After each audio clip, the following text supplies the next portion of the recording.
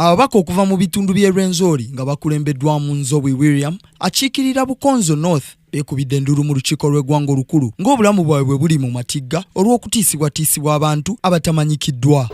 Threats on the rights of the members of parliament, 6 members of parliament, the one from Bukonzo West, Bukonzo East, Busongola South, Kasese Municipality, Busongola North, and also the one MP.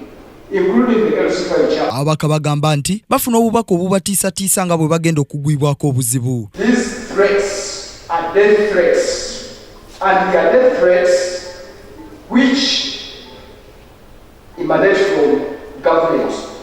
Gye buvuddeko ng'akaluuko bwa pulezidenti ak'omwaka guno kaakakomekerezebwa wabalukawo obutabanguko mu bitundu by'e Rwenzori nga ne guno gwaka gavumenti ya kuno tevangayo na alipoota yankomeredde ekintu ekyewuunyisa ababaka. Omubaka Nzowi olunya lusonze mu gavumenti kw'ossa n'ebitongole bikuuma ddembe mu ggwanga lino nti bino bye bisinze okubatabulatabula. Amagye agali Kasese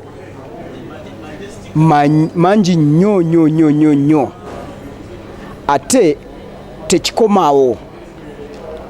Waliyo information egisatulatinga mu bantu nti deployment ekozedwe egy'amagye uniformed and non-uniformed eriku sinister motives.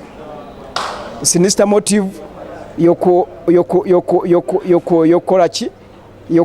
yokutuluganya babaka wamu n'aba leaders aba institution obusinga bwa Rwenzori wamu na prominent people abakasese. Wabula omumyuka wa speaker wa parliament Jacob Oulanya alagidde akakiiko k'ebyokwerinda mu parliament kanoonyereze ku nsonga eno mbagirawo oluvannyuma kaveeyo n'alipoota.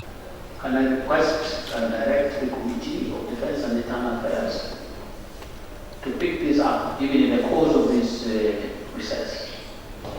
Parliament will make the necessary arrangements to support the committee so that they can go compile what is there.